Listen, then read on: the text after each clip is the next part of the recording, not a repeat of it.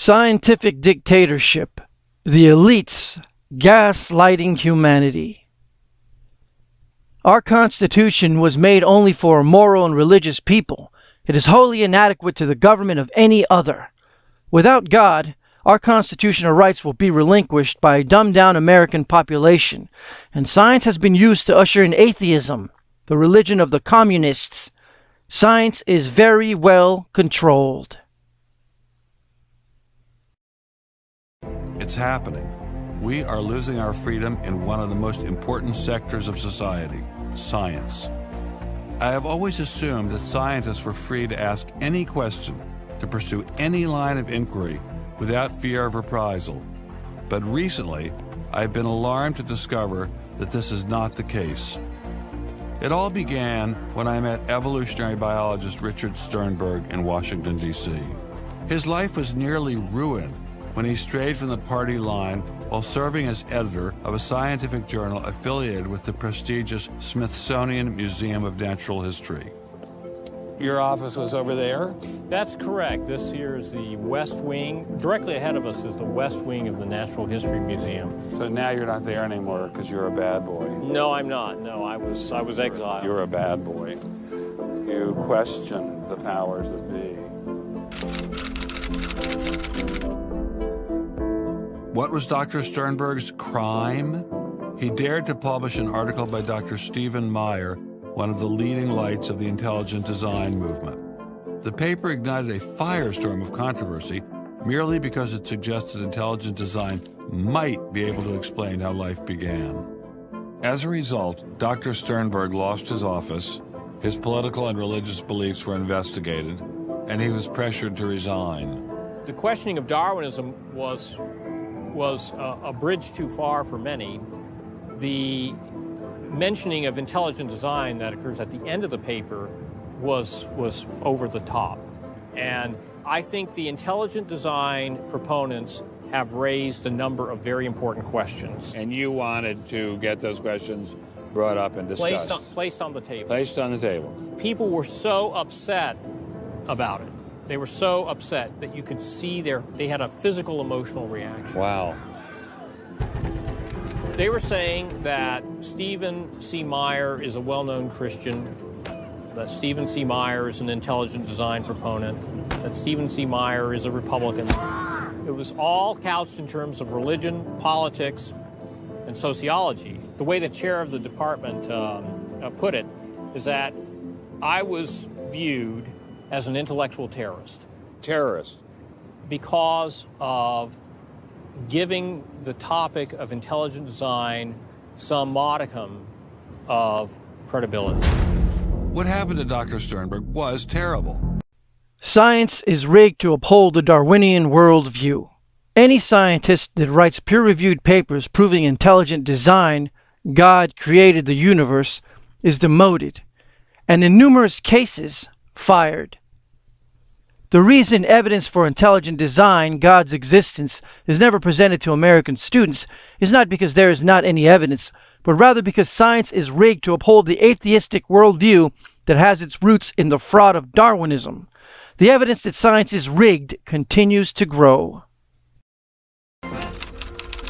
After Dr. Caroline Crocker simply mentioned intelligent design in her cell biology class at George Mason University, her promising academic career came to an abrupt end.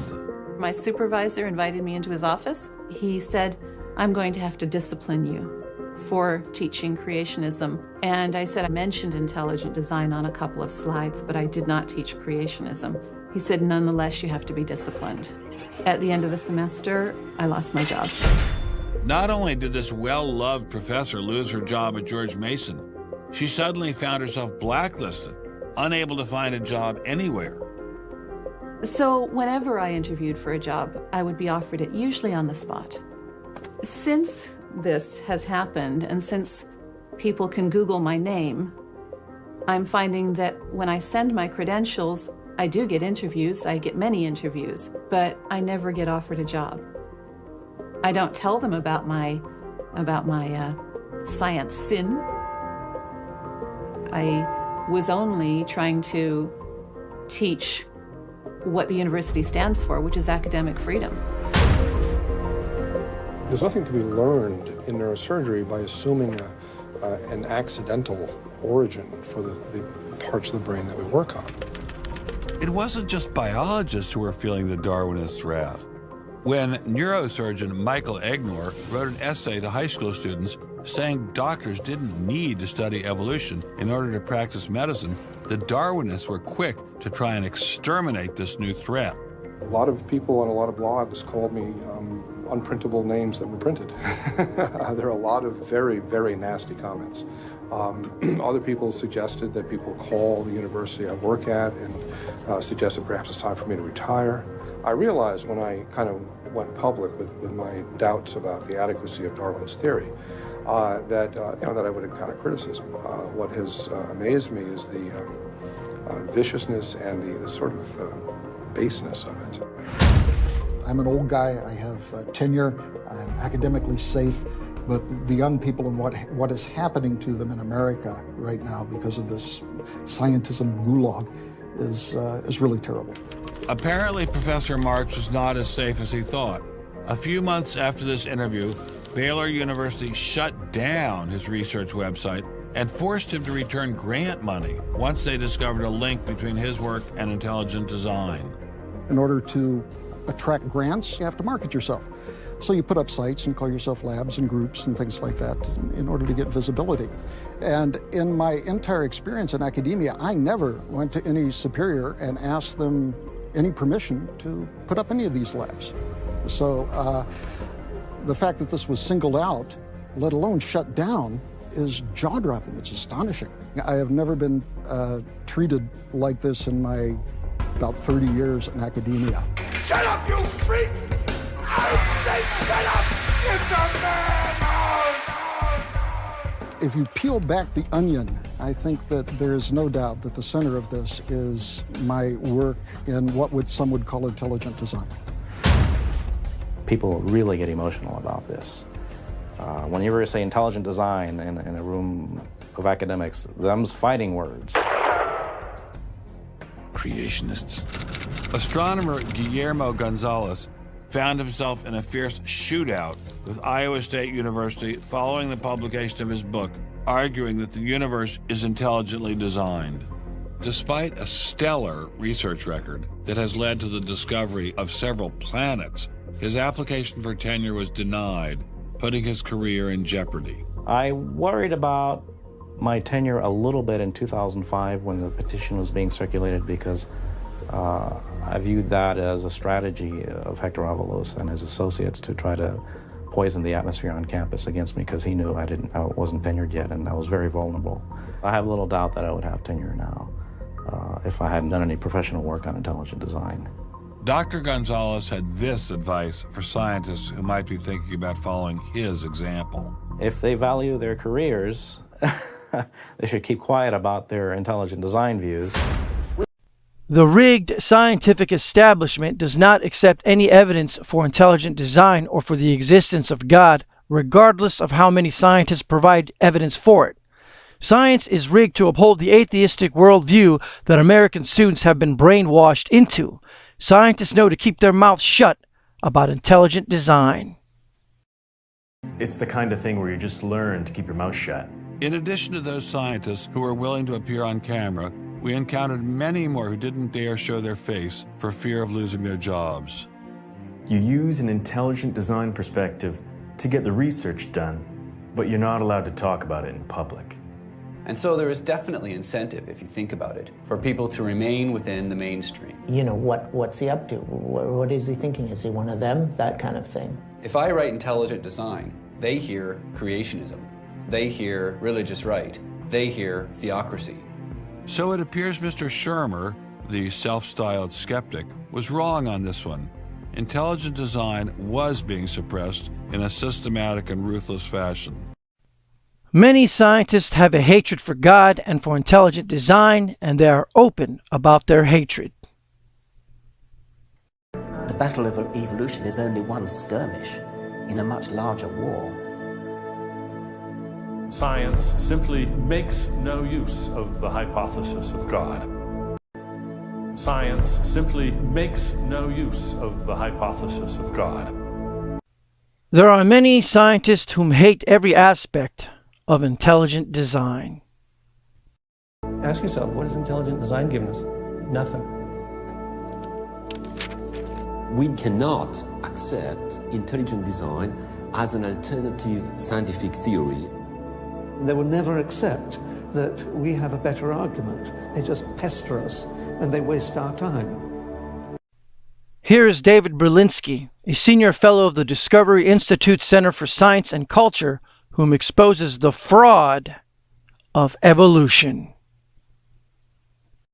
Quand je t'ai vu au coin de la rue, tout est vide, j'ai cru que tous les deux, sur le ciel bleu, nous serions très heureux.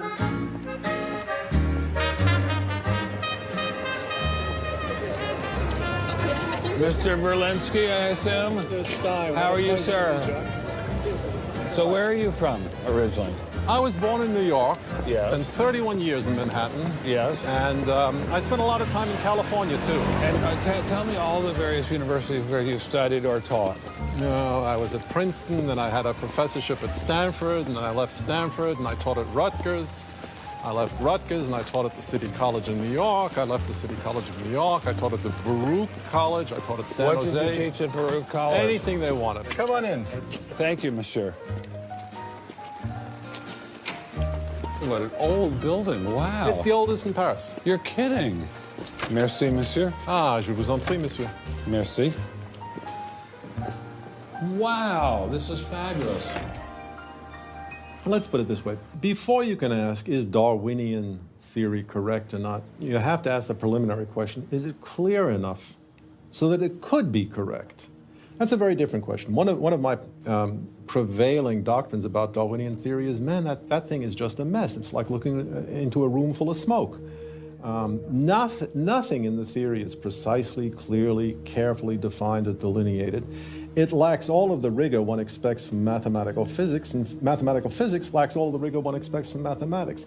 So we're talking about a gradual descent down the level of intelligibility until we reach evolutionary biology.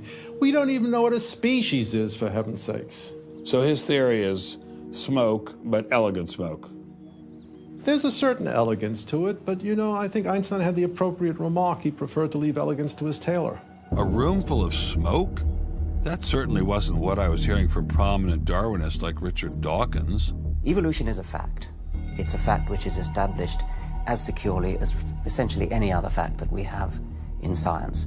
Richard Dawkins is so confident that evolution is a fact, and that therefore God doesn't exist, that he has devoted his entire life to spreading the evolution gospel. I'm an atheist with respect to the Judeo-Christian God because there is not a shred of evidence in favor of the Judeo-Christian God. It is completely right to say that since the evidence for evolution is so absolutely, totally overwhelming, nobody who looks at it could possibly doubt that if they were sane and not stupid. So the only remaining possibility is that they're ignorant, and most people who don't believe in evolution are indeed ignorant. But the people I spoke with weren't ignorant. They were highly credentialed scientists. So there had to be something else going on here. So you think the whole theory of evolution is false, or just certain parts of it? Well, again, evolution is a slippery word. I would say minor changes within species happen. But Darwin didn't write a book called How Existing Species Change Over Time. He wrote a book called The Origin of Species. He purported to show how this same process leads to new species, in fact, every species. And the evidence for that grand claim is, in my opinion, almost totally lacking. How does Darwin or Darwinism say life began? Well, he didn't know, and in fact, nobody knows. So Darwinism, strictly defined, starts after the origin of life and deals only with living things. Well, how can there be a theory about life without a theory about how life began? Well, a grand overarching evolutionary story, of course, does include the origin of life, but Darwin's theory doesn't begin until you have the first cell. Well, does someone have a theory about how life began?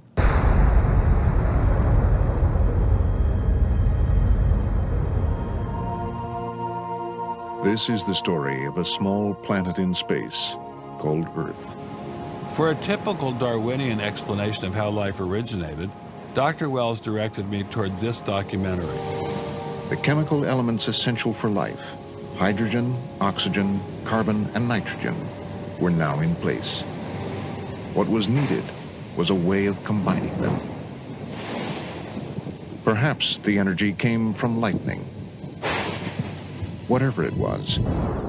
Excuse me? Whatever it was, energy managed to arrange these chemical ingredients in just the right way. Whatever it was? I was hoping for something a little more scientific. The most popular idea has been that life emerged spontaneously from primordial soup. In 1953, Stanley Miller mixed water, methane, ammonia, and hydrogen to simulate the early Earth's atmosphere. Then he ran electricity through it in an attempt to jumpstart life. It's alive! It's alive! It didn't work. While the initial results seemed promising, 50 years later, most serious scientists have abandoned this approach in favor of alternate theories. Prominent Darwinist Michael Roos attempted to explain one of them to me. He wasn't kidding. How did we get from an inorganic world to the world of the cell? Well, one popular theory is that it might have started off on the backs of crystals. My crystal ball. Molecules piggybacked on the back of crystals forming, and that this led to more and more complex. But of course, the nice thing about crystals is every now and then you get mistakes, mutations, and that this opens the way for natural selection. But at one point there was not a living thing. Yeah. And then there was a living thing. How did that happen? Well, this is I've just told you. And I don't see any reason why you shouldn't go from very simple to more and more complex to more and more complex. I don't either, but I don't know how you get from mud to a living cell. That's my question. Yes, well, I've told you. I think it was on the back of crystals. On the backs of crystals. On the backs of crystals is at least one hypothesis, yes. So that's your theory, and you think that is more likely and less far-fetched than intelligent design? I think it is. You cannot get from mud to a living organism from molecules piggybacking on the backs of crystals. Again, this has never been proven, but they will point the finger at anything except God. Molecules on the backs of crystals is another one of their fraud theories. Theories on top of theories on top of theories, and we are expected to believe an evolutionary theory. The best evolutionary scientists can come up with is that molecules piggybacked on the back of crystals and it went from mud to a living organism. Of course, this nonsense has never been scientifically demonstrated to be possible. I'll take the fact that God, Jesus, created the universe over the unproven foolishness of Dr. Roos. I wouldn't put Ben Stein's money on Dr. Roos's joyriding crystals, but it did make me wonder, what were the chances of life arising on its own? It's been speculated that probably there would have to be a minimum of about 250 proteins to provide minimal life function. If that's really true, then I think it's almost inconceivable that life could have happened in some simple step-by-step way. Okay, so the simplest form of life requires at least 250 proteins to function. What's so difficult about that? Welcome to the Casino of Life. Who wants to spin for a chance to win? Oh, sure. I'll give it a shot.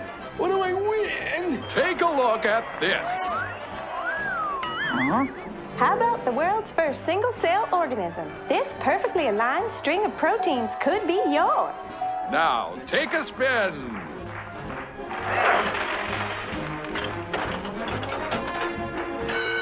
I won. Gina, tell him how many times he needs to do that to win the prize. 250. That's right, folks, and all in the correct order. But that's impossible. We've heard that before, haven't we, Richard? Come on, Mother Nature, do your thing. You stupid machine! I hate you!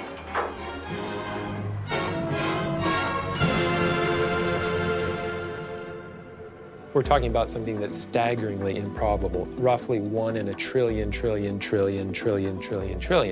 Let all of life choose a million, a trillion, a trillion, trillion. The number is essentially zero. Something has to skew nature to choose the ones that work. So, in the game of life, it looks as if the house always wins.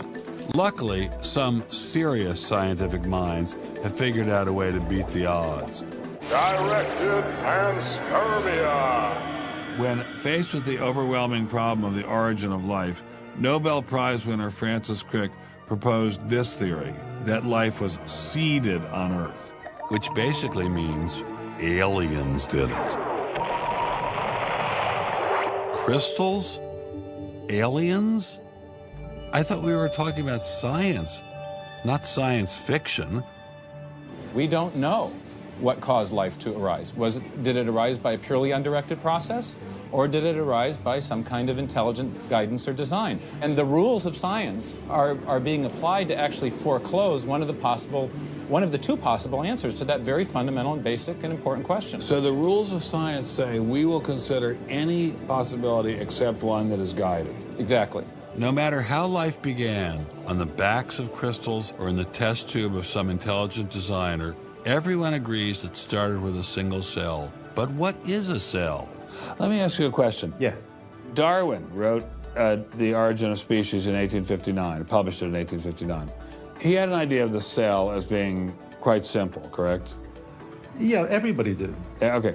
If he thought of the cell as being a Buick, what is the cell now in terms of its complexity by comparison? A galaxy. If Darwin thought a cell was, say, a mud hut, what do we now know that a cell is? More complicated than a Saturn V. So what is in a cell as far as we know now? A world that Darwin never could have imagined. I needed someone who could give me a glimpse into this world. So we went to molecular biologist Doug Axe. Think of the cell as being a nanofactory, a factory where, on a very small scale, digital instructions are being used to make the components of the factory. Here we have the famous DNA double helix. You can see the two helical strands that are intertwined and wind around each other on the outside of the molecule. This is the material that stores all of our genetic information. In higher life forms, this will be the equivalent of something like a gigabyte of information stored in the molecules that form the individual chromosomes, all packed within the nucleus, which is a tiny fraction of the entire cell size. So what does DNA do? Well, the information in DNA ends up providing the information for sequencing the amino acids to make protein. We have information in a one-dimensional form that provides the information for a three-dimensional form. Nothing is nothing and can only do nothing. Without God, no single-cell organism comes into existence, period. And without God, no information would be found in a cell, as information cannot come from nothing, but can and did come from God alone. The cell really is like nothing we've ever seen in the physical world. That's got to be firmly grasped. That's not something we can just say, oh, well, it's just a little bit more of the same old, same old. It's not the same old, same old. We are finding is that there's information that's in the cell that cannot be accounted for in terms of these undirected material causes. So these, it has to be. And so there's some other, so it has to be an information source. So one of the key questions faced by modern biology is, where do you get information from? Well, Darwin assumed that the increase in information comes from natural selection. But natural selection reduces genetic information, and we know this from all the genetic population studies that we have. And where does the new genetic information going to come from? Well, that's the big question. So when we find information in the DNA molecule, the most likely explanation is that it too had an intelligent source. I mean, we need engineering principles to understand these systems, okay? I mean, it's only because of our advancements in nanotechnology that we can even begin to appreciate these systems. But using intelligent design didn't seem to stop the scientists I spoke with, so why all the controversy? Suppose we find, simply as a matter of fact, that our scientific inquiries point in one direction. Which is that there is an intelligent creator. Why should we eliminate that from discussion? Streng verboten? How come? Why? Streng verboten. Very good. What does streng verboten mean? Strongly forbidden. Strongly forbidden. You've got two possible hypotheses. You've got a wall through the middle of through your brain, in effect, through your thinking. You say, well, you can't consider anything on this side of the wall. Only hypotheses on this side of the wall are permissible for consideration. What about academic freedom? I mean, can't we just talk about this? Their reply is that science is not a democratic process. Oh, really? And that there is a consensus view. But wait a minute, we are to subscribe to the wait a second, view. but Darwin challenged the consensus view, and that's how we got Darwinism. How does what we call science get written up as science? Scientific ideas. How we get them to you, the people. Every idea must be inspected to ensure that it is safe.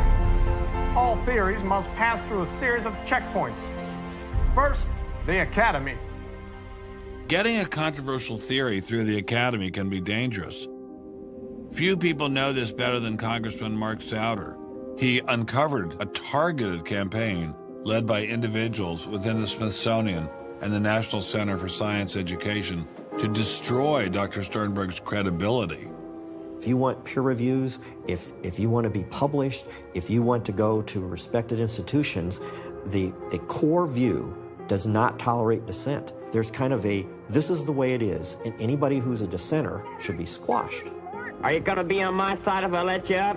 Sure, Chick, sure. I'm on your side. Just let me up. I'll do anything you say. Souder isn't the only one who has witnessed the Academy's tactics. Journalist Larry Witham has seen similar behavior during his 25 years of covering the evolution controversy. Once you're thick in science, you can't question the paradigm. But if you want to get grants, if you want to be elected to high positions, if you want to get awards as a promoter of public education of science, you can't question the paradigm. People cannot be trusted to form their own opinions. This business about open-mindedness is nonsense. Why is the scientific establishment so afraid of free speech? There is this fear that if one aspect of a theory is closely scrutinized, there's going to be an unraveling. Who are you?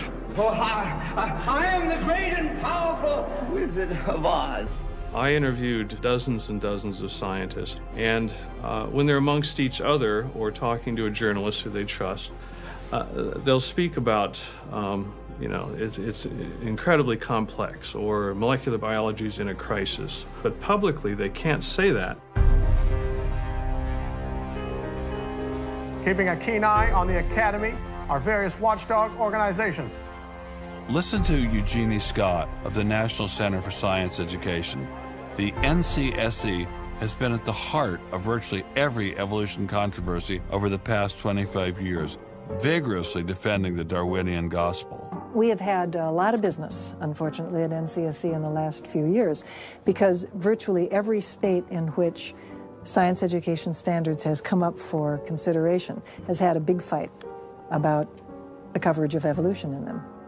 NCSE was started by a group of scientists and teachers who were very concerned because in the late 70s and early 80s there were a lot of attempts to pass equal time for creation science and evolution laws. And clearly this is something that neither scientists nor teachers liked. It wasn't exactly help the creationists are coming, but it's, kind of along those lines.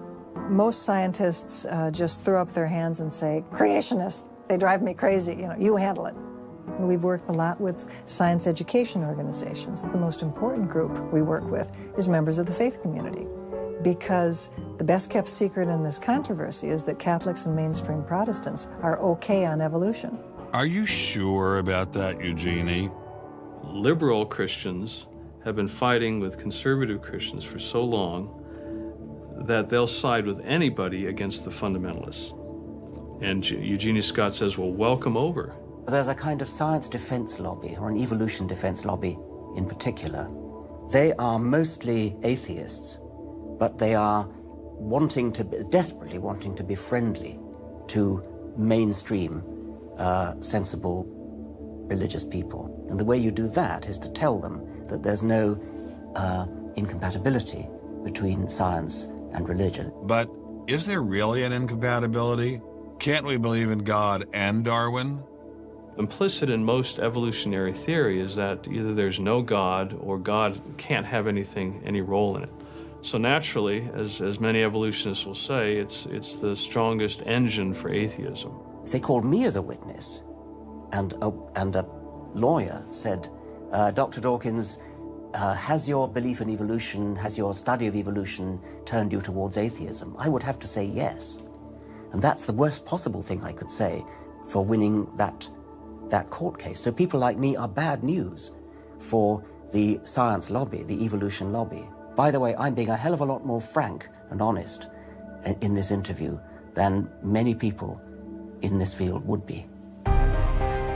Working hard to keep ideas in check are our friends in the media. Morning, paper. Paper, mister? The tendency of the media is to side with the establishment because they inherently agree with the establishment. Eugenie Scott, my understanding is that there is not a single peer-reviewed article out there that supports intelligent design. Am I wrong? You are not wrong. You are correct.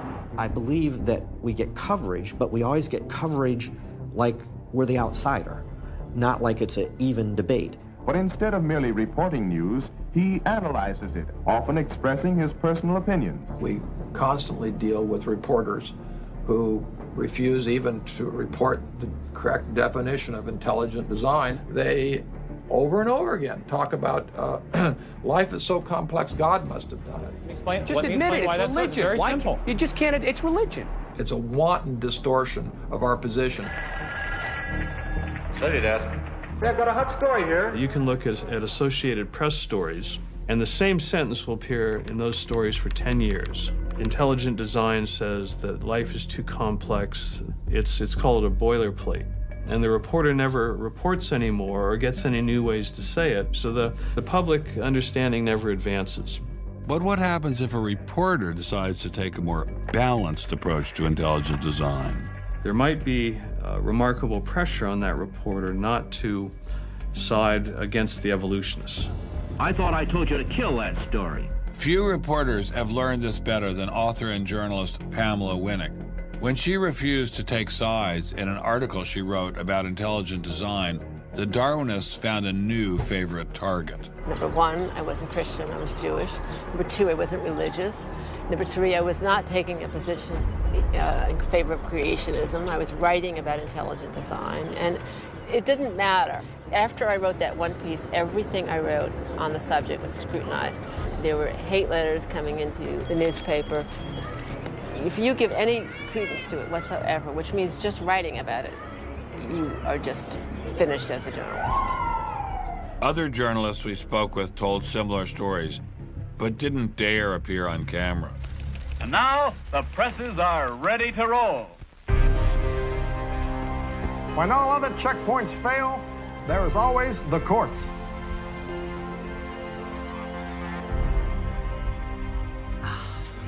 We have spent an enormous amount of time trying to prove to the court what everybody already knows, that intelligent design is a particular religious belief. But I thought scientific questions were settled by the evidence, not by taking people to court and suing them. How do other countries deal with such disputes? Dr. Marcy Giertuk, a population geneticist who now represents Poland in the European Parliament, was able to shed some light on this topic. The censorship of teaching criticism of evolution is and always was much stronger in, say, in your country, in the United States, than it ever was in Poland. Why? Why would the censorship? That is because you have a political correctness in your country. These issues are brought to court, and the court says what you can and what you cannot teach. We want to know what you teach, what books you use, how you teach it. We never had that sort of way of deciding scientific issues in Poland. We never had the courts involved. So you are saying that as far as the teaching of science is concerned, Poland is freer academically than the United States? I think in this particular issue of evolution, I think this is true. But how effective are the courts in deciding such matters? What about the general idea that intelligent design is doomed as a result of several recent legal setbacks? I think court cases don't decide anything. I mean, if you look at the Scopes trial, who won that trial? It wasn't the evolutionists. I mean, it was the Tennessee law was upheld, barring evolution. And yet, in the popular imagination, Scopes is the hero. Inherit the Wind, that movie, which is really bogus history based on the Scopes trial, has carried the day. These issues go much deeper than any decision by a judge. The entire globe is today the site of a momentous conflict. It is the challenge of ideas.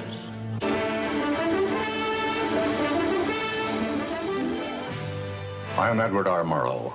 For a little while, I would like to review with you the great conflict of our times, one which demands and must get the attention and the involvement of each one of us. This conflict over the principles of evolution has become a religious war. It really is no longer about scientific investigation. It is total competition with an antagonist who is putting into it everything within his capability. The situation has reached a point where many of evolution's top apologists have switched from defending Darwinism to attacking religion in what they see as a bid to stamp out intelligent design at the source. Richard Dawkins is the best example of this. His recent book, The God Delusion, has sold over 1 million copies worldwide. The God Delusion is my long-expected, long-worked-on, full-frontal attack on religion. To me, science is about trying to explain existence, and religion is about trying to explain existence. It's just that religion gets the wrong answer. But is Dawkins correct? Are science and religion really at war? For an appraisal of this continuing and protracted conflict, we can go to a reporter who has watched the growing conflict with the perception of a trained military observer. Oxford professor Alistair McGrath, author of The Dawkins Delusion, seemed like the ideal person to answer my question. Richard Dawkins has a charming and very, I think, interesting view of the relationship between science and religion. They're at war with each other, and in the end, one's got to win, and it's going to be science. It's a very naive view. It's based on a complete historical misrepresentation of the way science and religion have interacted. Dawkins seems to think that a scientific description is an anti-religious argument. Describing how something happens scientifically somehow explains it away. It doesn't. But the questions of purpose, intentionality, the question why, still remain there on the table. And I think it was just a catastrophic mistake to have someone like Dawkins address himself to profound issues of theology, the existence of God, the nature of life. He hasn't committed himself to disciplined study in any relevant area of inquiry. He's a crummy philosopher. He doesn't have the rudimentary skills to meticulously assess his own arguments. Genius guy, though. Very smart guy. A little bit of a reptile, but a very smart guy. The opposing point of view in this conflict rests on a fundamentally different vision of man. If you have two distinguished scientists, and in fact you can range many more on each side, as you know, saying exactly opposite things, that's telling me that the conflict is not between science and belief in God. Otherwise, you'd expect all scientists to be atheists. But it's a worldview conflict. It's between scientists who have different worldviews. You've got two competing explanations of the evidence. One says design, one says undirected processes. Both of them have larger philosophical or religious or anti-religious implications. So you can't say that one of those two theories is scientific and the other is unscientific simply because they have implications. Both have implications. People who tell you, for example, that science tells you all you need to know about the world, or that science tells you that religion is all wrong, or science tells you that there is no God, those people aren't telling you scientific things. They are saying metaphysical things, and they have to defend their positions for metaphysical reasons. What is being presented to the public is, first comes the science, and then comes the worldview. I would want to argue that that may not be the case, that it may actually be the other way around, that the worldview comes first and is influencing the interpretation of science. My deep regret is some people are so deeply entrenched in their own worldviews that they will simply not countenance alternatives. I'm actually a person of the left. And not even a particularly religious person. I think of myself as kind of humanist. And I think it's sending a very bad message to religious people who are interested in science that in some sense, in order to do science credibly, they have to leave their religious beliefs at the door. The founders of early modern science, Sir Isaac Newton, Robert Boyle, Johannes Kepler, Galileo, most of these early scientists all not only believed in God, but they thought their belief in God actually made it easier to do science. You can be religiously motivated and you can do good science. And they have more often gone together than not gone together. Admitting our biases is the best way towards rational discussion, which I would welcome. Rational debate is a nice thought, but it's nearly impossible in the current climate.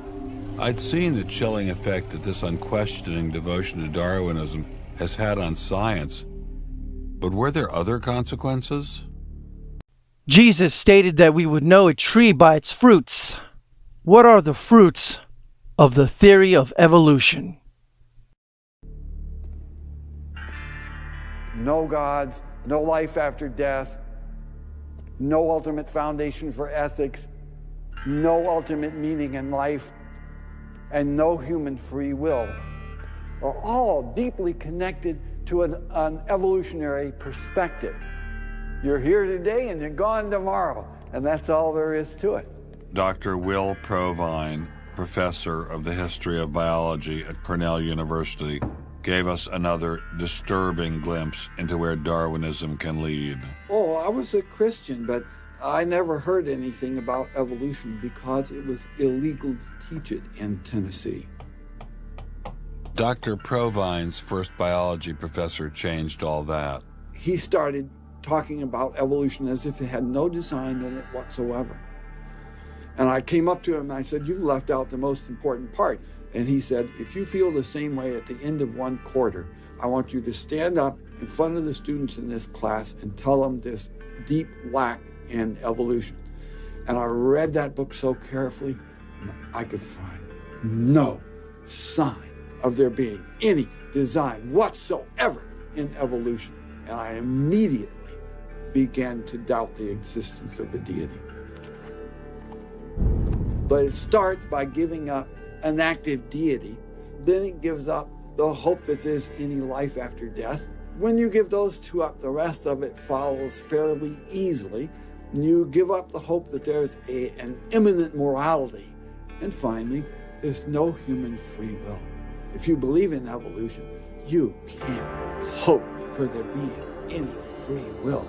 There's no hope whatsoever of there being any deep meaning in human life. We live, we die, and we're gone. We're absolutely gone when we die. Dr. Provine is no stranger to the prospect of death. Nearly a decade ago, he was diagnosed with a large brain tumor. Let's suppose my tumor comes back, as it almost certainly will. Well, I'm not going to sit around like my older brother did last year, and he was dying of ALS, Lou Gehrig's disease. He wanted desperately to die, but we couldn't help him die. I don't want to die like that. I'm going to shoot myself in the head long before then. I'm going to do something different. I hope these are empty words for my friend, Dr. Provine, because shortly after this interview was recorded, he learned his brain tumor had returned. I don't feel one bit bad about holding the views that I do. There's not anything in the views I hold that makes me, oh, I wish I had free will, or, oh, I wish there were a God. I don't ever wish that. Dr. Provine's deconversion story was typical amongst the Darwinists we interviewed. Biologist P.Z. Myers, who runs the pro-Darwin anti-religion blog Pharyngula, says science eroded his faith as well. I never hated religion. I found religion quite comfortable, and I liked the people in it. What led to the atheism was learning more about science, learning more about the natural world, and seeing these horrible conflicts with religion. And it was then, when I discovered evolution, when I discovered Darwinism, that I realized there's this magnificently elegant, stunningly elegant explanation, which I didn't quite understand to begin with. When I did understand it, then that finally killed off my remaining religious faith. After hearing these stories, I was not surprised to discover that most evolutionary biologists share Professor Dawkins' views. It appears Darwinism does lead to atheism, despite what Eugenie Scott would have us believe. And if you separate out the ethical message from religion, what have you got left? You got a bunch of fairy tales, right? I think that God is about as unlikely as fairies, angels, hobgoblins, etc. Religion, I mean, it's just fantasy, basically. It's completely empty of any explanatory content. And it's evil as well. Half the people in this country think that drugs is what you have to regulate to make us safer, and half the people think guns, that's what you got to regulate to make us safer. But I always think if you're going to regulate one thing that has the most potential to cause death and destruction, religion. You got to start with religion, and Religion is an idea that gives some people comfort, and we don't want to take it away from them. It's like knitting. People like to knit. You know, we're not going to take their knitting needles away. We're not going to take away their churches. But what we have to do is get it to a place where religion is treated at the level it should be treated. That is something fun that people get together and do on the weekend and really doesn't affect their life as much as it has been so far. So, what would the world look like if Dr. Myers got his wish? Greater science literacy, which is going to lead to the erosion of religion. And then we'll get this nice positive feedback mechanism going, where as religion slowly fades away, we get more and more science to replace it. And that will displace more and more religion, which will allow more and more science in. And we'll eventually get to that point where religion has taken that appropriate place as a side dish rather than the main course. In part, I think Matthew Arnold put his hands on it when he spoke about the withdrawal of faith. There is a connection between a society that has at least a minimal commitment to certain kinds of transcendental values and what human beings permit themselves to do one to the other. That got me thinking, what other societies have used Darwinism to trump all other authorities, including religion? As a Jew, my mind leapt to one regime in particular. The connection between Hitler and Darwin is, of course, historically a difficult connection because they were separated by a good many years. One was English, one was German.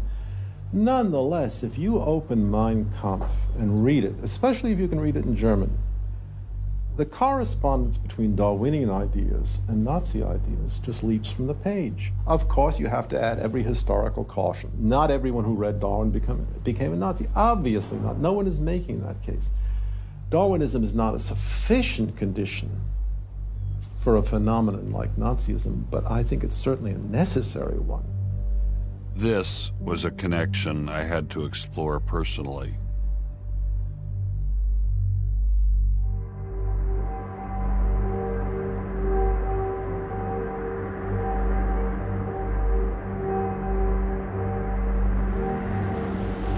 American officers arrive at a Nazi institution seized by First Army troops. Under the guise of an insane asylum, this has been the headquarters for the systematic murder.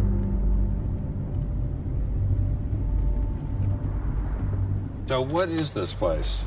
During Second World War, 15,000 people were killed here. Why were they killed? They were killed because they were people with handicaps. Why kill them? What's the point of killing them? People who were not able to work, people who were not able to live by themselves, that they were useless eaters. Useless eaters. And life unworthy of living.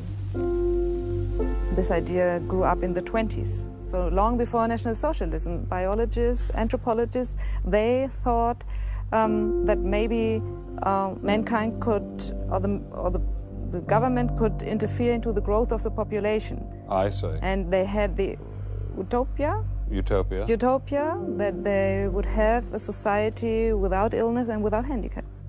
Alles Lebensschwache geht in der Natur unfehlbar zugrunde. Wir Menschen haben gegen dieses Gesetz der natürlichen Auslese in den letzten Jahrzehnten furchtbar gesündigt.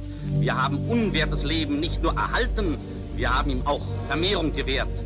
Die Nachkommen dieser Kranken sahen so aus, die tiefer stehen als jedes Tier.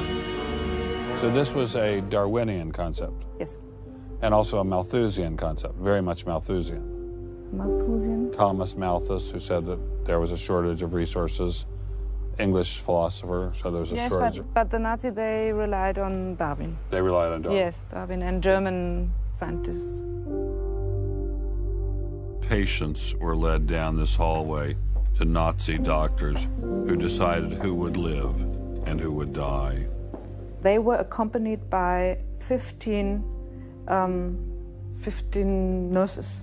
Nurses, yes. Nurses, male and female nurses. So nurses were helping lead them to their doom. Yes.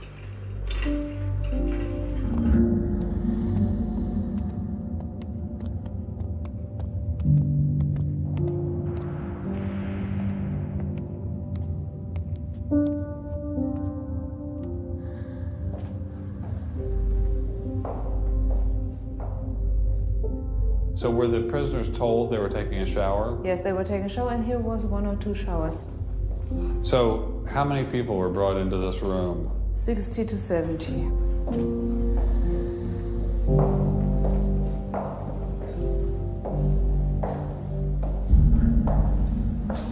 So what is this? This is the dissection table. Do you ever think to yourself, the sane ones were the ones lying here having their brains removed? The insane one was Dr. Gorgas and all the other people did? No, I don't think that, because I think those people who killed here, they were very sane, because they had their purposes. They had purposes? Yes. I don't think they were insane.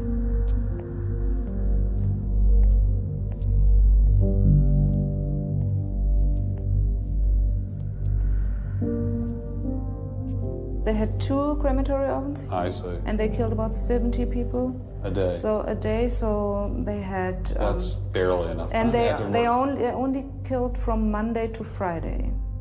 So... Because the people who were doing the killing needed to have the weekend off. If you met Dr. Gorgas today, what would you say to him? I don't know. I don't think that it's my role to tell him something.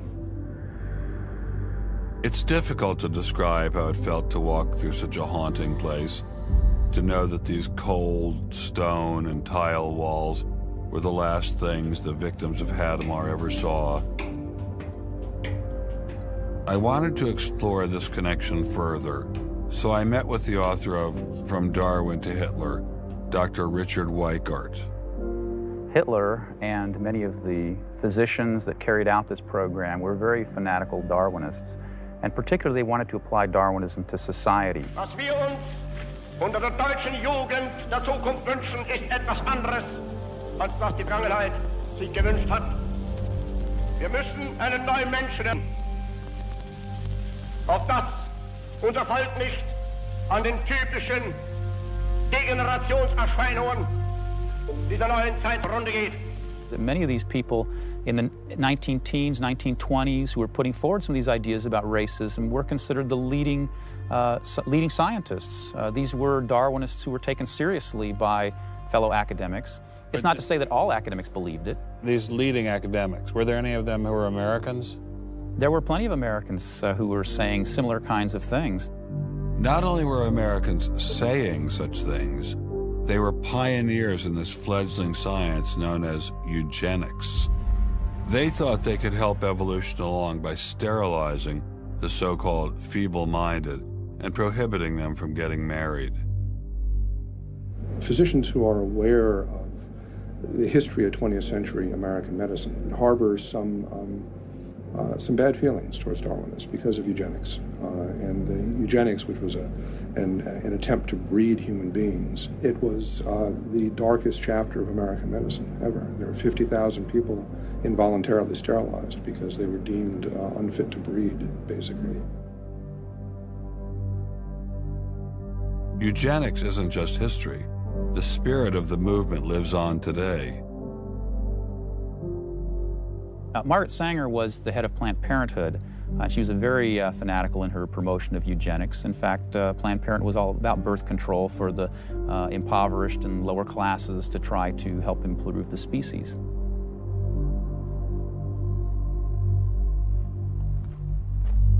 From Hadamar, I traveled with Dr. Weikart to Dachau, where the Nazis applied the ideas of eugenics on a massive mechanistic scale.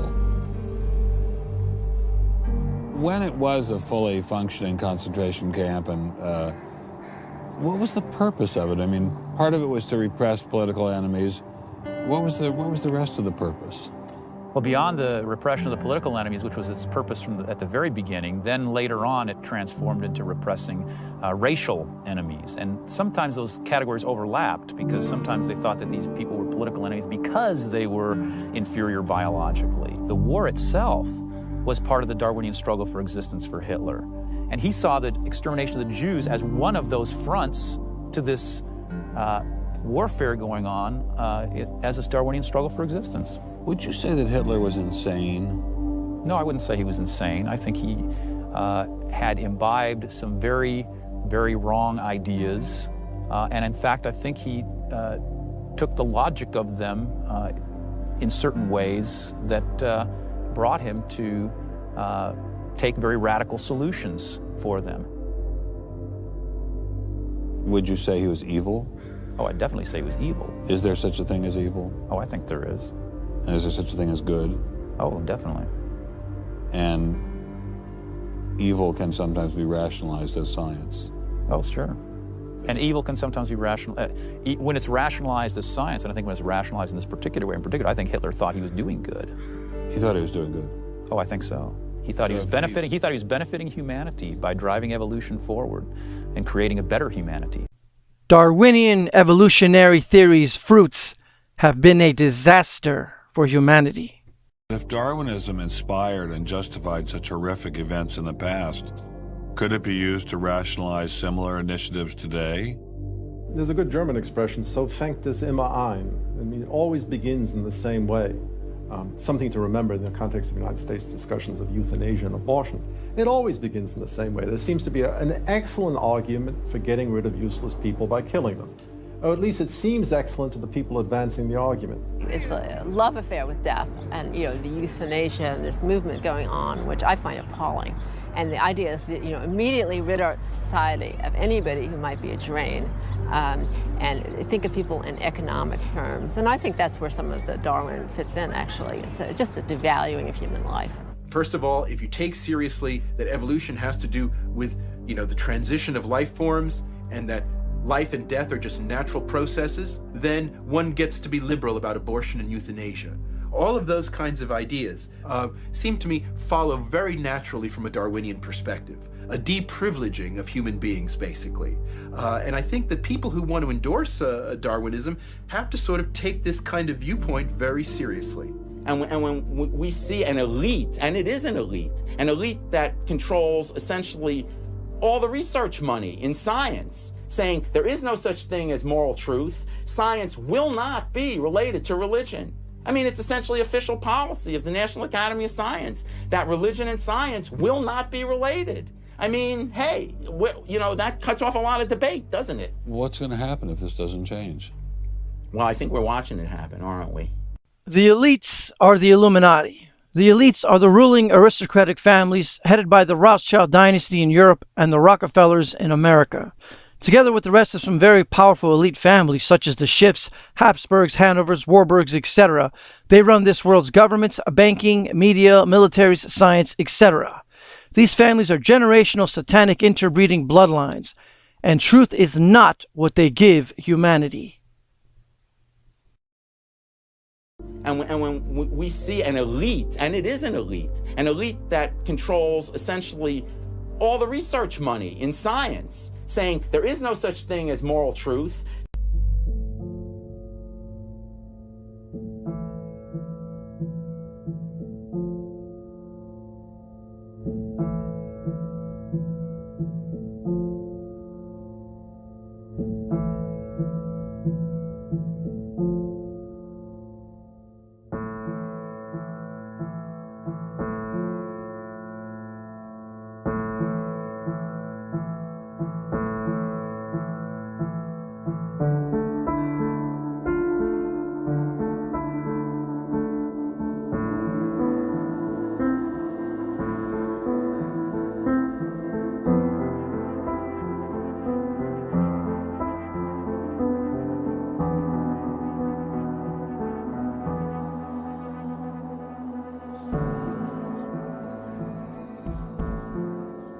With savages, the weak in body or mind are soon eliminated.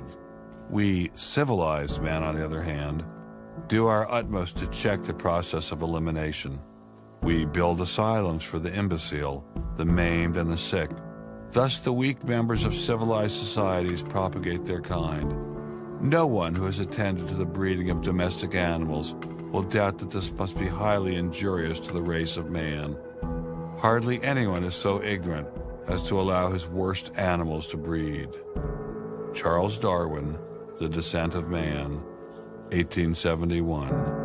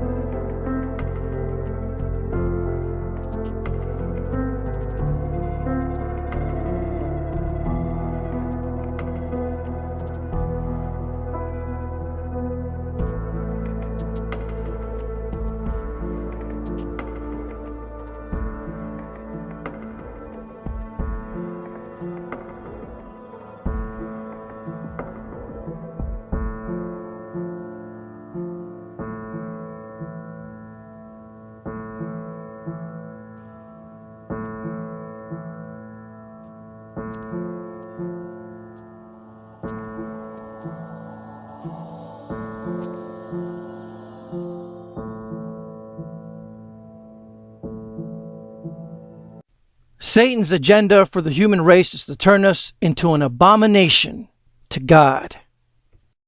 If Satan and his Illuminati elites get what they want for the human race, this will be the next human. From their satanic version, we were monkeys and then Neanderthal caveman and finally what we are now today, and they want to take us into being human cyborgs, which of course will be connected to artificial intelligence, 5G, and we will be totally enslaved forever. What dumbed-down humans need to understand is that the Illuminati New World Order conspiracy is in fact an ancient satanic conspiracy foretold to humanity in the book of Revelation in the Holy Bible, predicting all that would happen in the end times in great detail, including a mark which no one would be able to buy or sell unless they have in their right hand or in their foreheads, and that is the mark of the beast. And here you see this has already begun. And some humans have even taken it as far as to get the microchip in their foreheads as well. And for this reason, Christianity is attacked so much, Christians are attacked, and the Bible is attacked, because the Illuminati international banking dynasties and their secret society politicians in positions of power in America and throughout the world want to dumb down humanity to the point, and demoralize humanity as well, to the point where humans will take their microchip mark of the beast in their hands and foreheads and will not put up any kind of a struggle against it. Once you are microchipped, the Word of God is clear that you will be damned in the lake of fire for eternity. You cannot repent and turn back to God once you are microchipped. Once you are microchipped, you have sealed your fate. The time to wake up is now. The time to give our lives to Jesus is now, and to read God's Word and wake up to the truth and wake up our loved ones is now, before it's too late, because things are moving very quickly in the satanic New World Order. Roger Morneau, a former satanic secret society member, was told the little secret by a satanic high priest concerning evolution. And the priest went on saying that the plan of Satan to deceive the human family this way, he says, is the most intriguing thing to his mind. And he went on saying how it was going to be brought about. He said that a fellow by the name of Darwin and another fellow by the name of Thomas Henry Huxley, would be used by the spirits because in their childhood they had been hypnotized by medical doctors. And they figured that they would be real good subjects to lead the people into this belief that they had, that Satan wanted to bring into people's lives. Now, what were those 3 points again, Roger? The 3 things were, number 1, that they did not want Satan did not want the human family to think that he or his angels existed. Right. The second point that you made had to do with taking control of people's minds. That's right. The third point was what? Was to destroy the Bible without burning it. Okay. See? And what was his strategy on that? On that, it was very interesting. Because after the Great General Council, it was decided that Satan would tutor Charles Darwin personally in setting up the principles of his theories of evolution. He was tutored by Lucifer himself, fallen Lucifer. And at that time, it was understood, Satan and his spirit counselors understood, that if a person was led to believe in the theory of evolution, it would, in his life, destroy completely the creation week of the Bible, the fall of man, and the plan of redemption. It would do away with it. In one fell swoop. Yeah. Now, he made a unique statement. He said that according to the spirits, anyone that teaches a theory of evolution is considered to be a minister of the great religious system. See, they call it the religious system, the theory of evolution, because it is a system of schooling people and getting them to disqualify themselves and being members of Christ's kingdom. And he said that every teacher of that theory is recognized by the spirits as a person of great value and receives a very special unction from Satan himself, giving great power to induce spiritual blindness, to convince and convert. 3 capacities are given to those teachers of the theory. Then, that's not all. The priest says that Satan considers the teachers of the theory of evolution to be so valuable to him that in the sight of all the inhabitants of the galaxies, he assigns a retinue of bright, beautiful angels to follow that educator all the remainder of his life.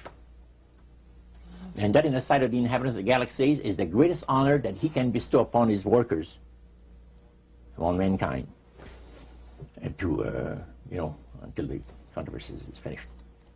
Science is rigged, scripted, and has an official narrative that is to be pushed on humanity. Notice how the number of the beast, i.e. the Antichrist, 666, is flaunted right in front of our faces. Finally tonight, she's out of this world. The current commander of the International Space Station about to break a big record tonight. Here's ABC's Gio Benitez.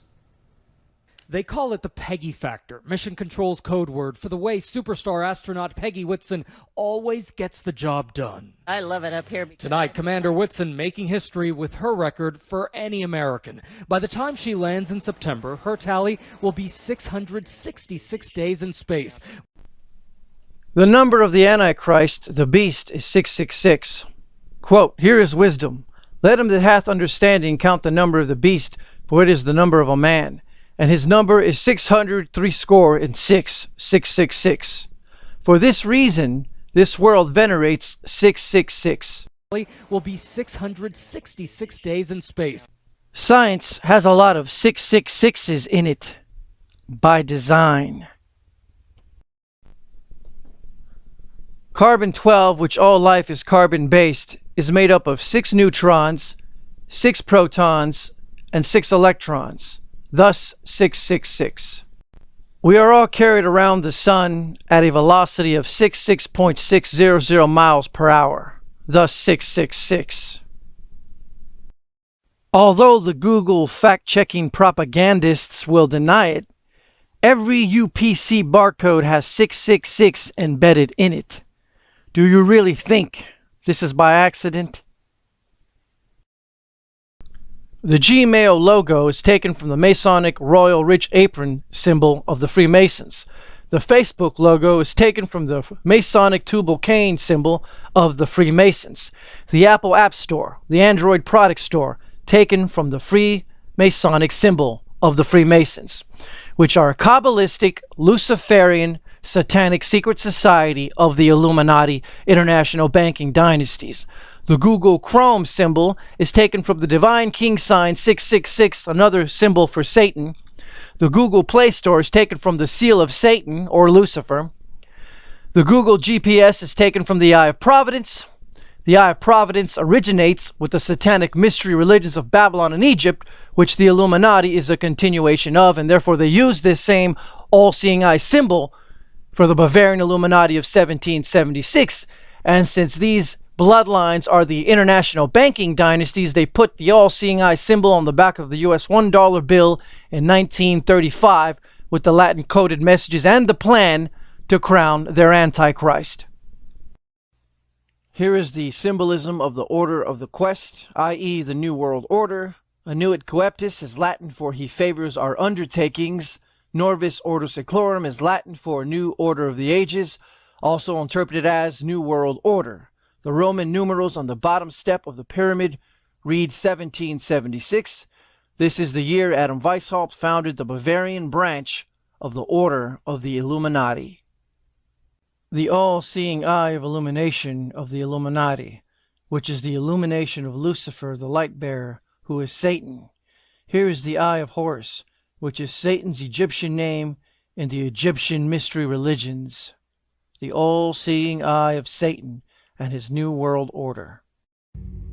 America's secret destiny is involved in the Latin phrases Annuit Septis Novos Ordo Seclorum, announcing the birth of the New World Order, and that's what their goal is. The New World Order will be worldwide when it's instituted in the near future. A new world order that abolishes the government and the church as we know it.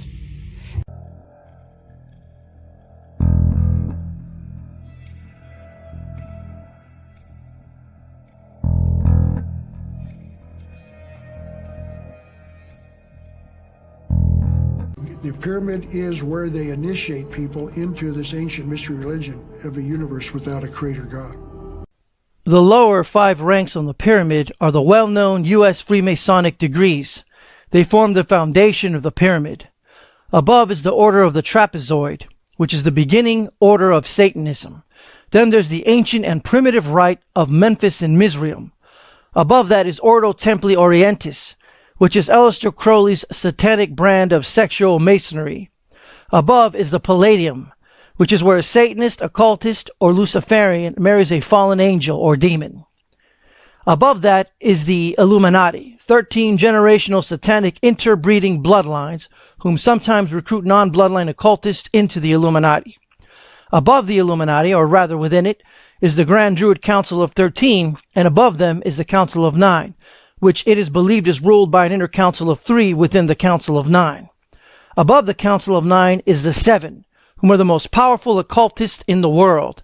And then there's An Sofer, which is Lucifer's Hebrew title, which means the light of limitless nothingness. And this is the Illuminati pyramid structure. The Illuminati's goal is to create the global government of the Antichrist, which the Illuminati and their puppet politicians call the New World Order. We have before us the opportunity to forge for ourselves and for future generations a new world order, a world where the rule of law, not the law of the jungle, governs the conduct of nations. When we are successful, and we will be, we have a real chance at this new world order, an order in which a credible United Nations can use its peacekeeping role to fulfill the promise and vision of the UN's founders. Folks, there is a new world order that's being created. In American foreign policy.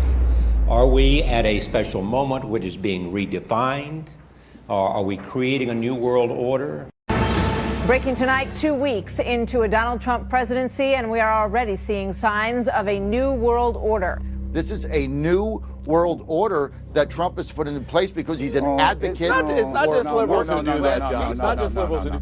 With Trump, I think you see the possibility, really for the first time ever, of a new world order that involves an even closer than before merger between the corporation and the state. You, your class, has an incredible window of opportunity to lead in shaping a new world order for the 21st century. New World Order is the headline in the Globe and Mail in Canada. Is this global governance at last? Is it one world, the central bankers in charge? But aren't we all just living and dying for what the central banks do? Of course we are. And we are absolutely slaves to central banks.